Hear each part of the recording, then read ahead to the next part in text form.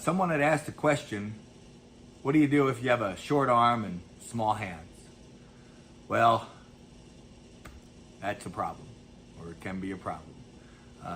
So here's my recommendation. One, if the smaller your hand is, the stronger your fingers are going to need to be, because you're grabbing on to larger hands and they instantaneously will have pressure or an advantage over the fact that they just can't get a good hold of you, right? Because their hands are smaller. Now, what's interesting though, is chances are, if their overall hand is smaller, then the length from wrist to the bottom of the fingers is smaller. And so the fulcrum point for the wrist curl at the wrist, they might be able to do an amazing amount of wrist curl, have a super strong wrist.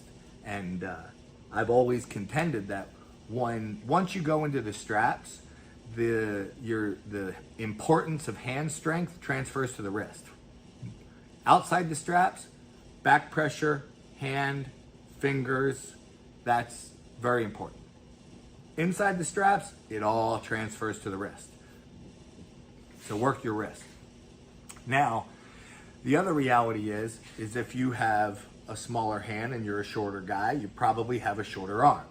So get really good at knuckles up and a high posting top roll, because the longer arm guy, he's going to have to drop his arm just to start the match, because you still have to, both of you still have to start with this part of your hand level. So if he's taller, he's going to have to drop his hand. If he's a knuckle up guy, you're going to have a short thumb, so he's going to be forced to drop his knuckles to grab onto your shorter arm with your smaller thumb. He's going to have, even if he wants to be like this, he's going to have to come down and be like this in order to get a fair start. Which means the one with the shorter arm is now going to be able to get closer to this. Okay? Wrist, hand pressure. Once you're in the straps, it's more about wrist. So if you have a shorter arm with a smaller hand, of course you got to train everything. But I would definitely focus on your wrist and your knuckles up and your back pressure.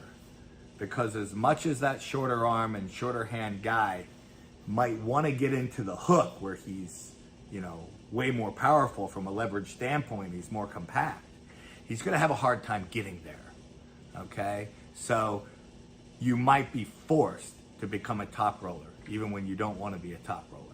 But you've still got to train everything. But they're my wrist, knuckles up, back pressure. If you are a shorter armed guy, try for the hook in matches. If you can't get it, you're going to have to go to that. Have a great day.